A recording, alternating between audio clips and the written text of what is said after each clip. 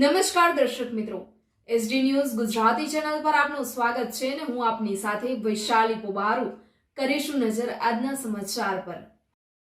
અંકલેશ્વરથી અંકલેશ્વરની ઔદ્યોગિક તાલીમ સંસ્થા ખાતે 2 દિવસીય ડિસ્ટ્રિક્ટ સ્કિલ કોમ્પિટિશનનું આયોજન કરાયું છે। આ ડિસ્ટ્રિક્ટ સ્કિલ કોમ્પિટિશનમાં ભરૂચ જિલ્લાની 10 આઈટીઆઈના વિદ્યાર્થીઓએ 102 જેટલા વિવિધ પ્રોજેક્ટો રજૂ કર્યા હતા।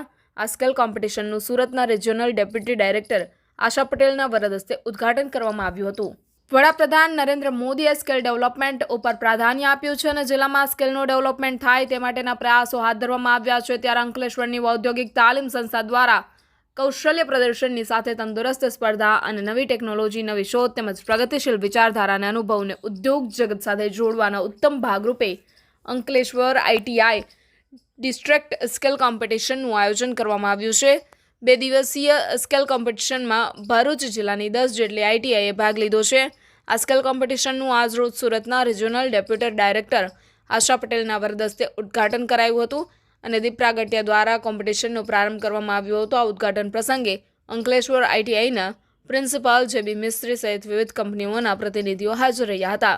ભરૂચ જિલ્લા ડિસ્ટ્રિક્ટ સ્કિલ કોમ્પિટિશનમાં 10 આઈટીઆઈના વિદ્યાર્થીઓએ યાંત્રિક, ઇલેક્ટ્રિકલ, રાસાયણિક, ફેબ્રિકેશન ના ઓટોમોબાઈલ, કોમ્પ્યુટર સહિતના વિવિધ ક્ષેત્રોના નવીન અને પ્રયોગાત્મક પ્રોજેક્ટ મળી 102 જેટલા પ્રોજેક્ટ રજૂ કર્યા હતા। તારીખ 20 માર્ચ સુધી ચાલનારી કોમ્પિટિશનમાં અંકલેશ્વર તાલુકાની શાળાના વિદ્યાર્થીઓએ વિવિધ પ્રોજેક્ટોને નિહાળી માર્ગદર્શન મેળવ્યું હતું। Reporter Jayesh Prajapati, SD news Gujarati, Ankleshwar.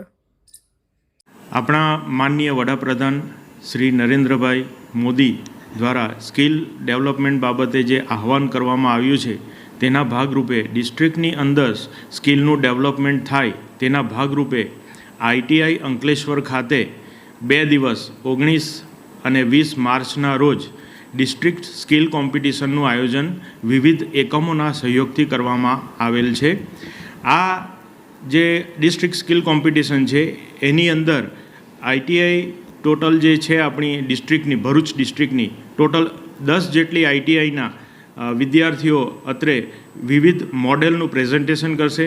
કુલ 102 જેટલા પ્રોજેક્ટ્સનું પ્રેઝન્ટેશન કરવામાં આવનાર છે અને બીજા દિવસે લાઈવ સ્કિલ કોમ્પિટિશનનું પણ આયોજન કરવામાં આવે છે। વધુમાં વિવિધ સ્કૂલના વિદ્યાર્થીઓ પણ અત્રે આ પ્રેઝન્ટેશનની મુલાકાત લેવાના છે। કુલ 400 જેટલા વિદ્યાર્થીઓ અત્રે આવવાના છે। તો આ તબક્કે તમામ જે એકમો છે કે જેમના દ્વારા સહયોગ પ્રાપ્ત થયો છે એમને પણ હું અભિનંદન આપું છું અને આવી સ્કિલ કોમ્પિટિશનની કાર્યવાહી દર વર્ષે થાય એ મુજબનું આયોજન પણ કરવામાં આવેલ છે।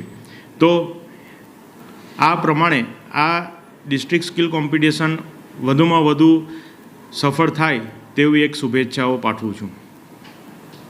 મારું નામ દિનિયા દિલસદ છે। મેં આઈટીઆઈ અંકલેશ્વરમાં ભણું છું અને મારો પ્રોગ્રામ સેટેલાઇટ કોમ્યુનિકેશન પર છે। સેટેલાઇટ કોમ્યુનિકેશન તે દૂરના વિસ્તારોમાં ડેટા, વોઇસ અને વિડીયો મોકલવાનો સિગ્નલ કામ કરે છે અને તે વાઈફાઈ અને તે લોકલ નેટવર્કથી જોડેલું હોય છે।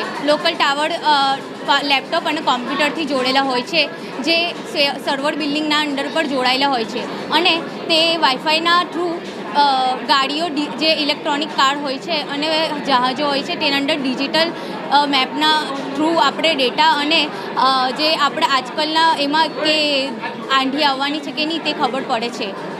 Thank you. મારું નામ રોશન સિંહ છે। મેં મેકેનિક ડીઝલ કરું છું આઈટીઆઈ અંકલેશ્વરમાં અને મેં ને મારી ગ્રુપે આ કોમ્પ્રેસર એર એન્જિન બનાવ્યું છે જે કોમ્પ્રેસ એરથી ચાલુ છે અને આ વિષય ઉપર ટાટા મોટર્સના કેટ કરીને ઇન્વેસ્ટ કરે છે, સર્ચ કરે છે કે આ એરો ઇકો ફ્રેન્ડલી છે અને ફ્યુચરમાં કામ લાગશે અને ફ્યુલ ફ્રી છે। આની અંદર કોઈ પણ જાતની ફ્યુલ નહીં લાગશે, કોમ્પ્રેસ એરથી ચાલશે, ફ્રી ઓફ કોસ્ટ।